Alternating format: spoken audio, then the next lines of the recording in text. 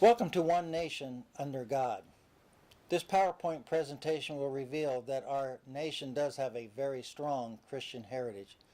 Hello, I'm Steve Fiesel. I'm the creator of this digital study, which will take you back into history and allow you to encounter undeniable evidence that indeed the Christian faith played a very significant role in our nation's founding.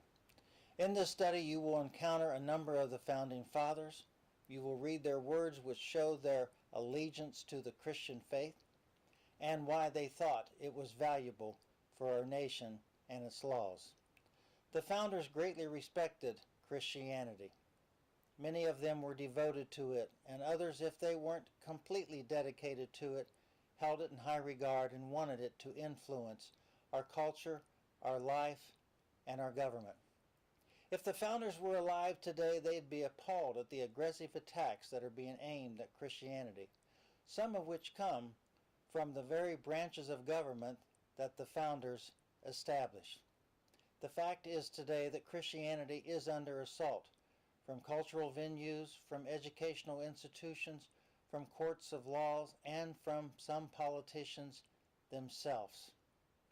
There are those who call for a separation of church and state policy throughout the land, which has the intent to decrease Christianity's influence on our nation.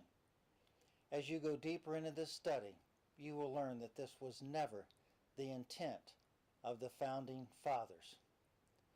The bedrock foundation of the founders' political beliefs are expressed in the words which we find in the Declaration of Independence. We hold these truths to be self-evident, that all men are created equal, that they are endowed by their Creator with certain inalienable rights. Our founders saw no separation from God and government. The words separation of church and state are not found in the Constitution. They are a fabrication of those political forces set against Christianity.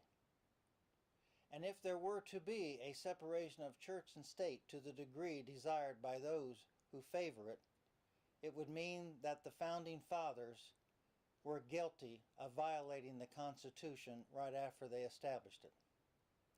For the first 100 years after its adoption and well into the next 100 years, Christianity was welcome in the public square, in the schoolhouse, and in the halls of government. During this time, there were many efforts made to give Christianity a prominent place. To undermine its influence was never sought. But today, that is not true. There are a number of folks who would welcome the opportunity to vanquish Christianity from the public scene, expel it from the classroom, and to weaken its place in other sectors of our society.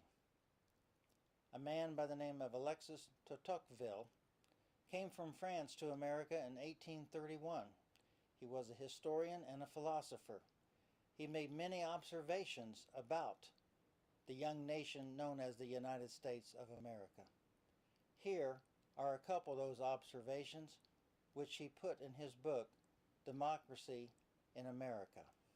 Upon my arrival in the United States, the religious aspect of the country was the first thing that struck my attention, and the longer I stayed there, the more I perceived the great political consequences resulting from this state of things.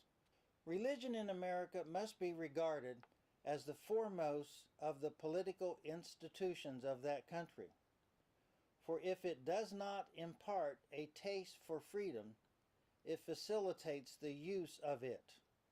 Indeed, it is in this same point of view that the inhabitants of the United States themselves look upon religious belief. I do not know whether all Americans have a sincere faith in their religion, for who can search the human heart? But I am certain that they hold it to be indispensable to the maintenance of the Republican institutions. This opinion is not peculiar to a class of citizens or a party.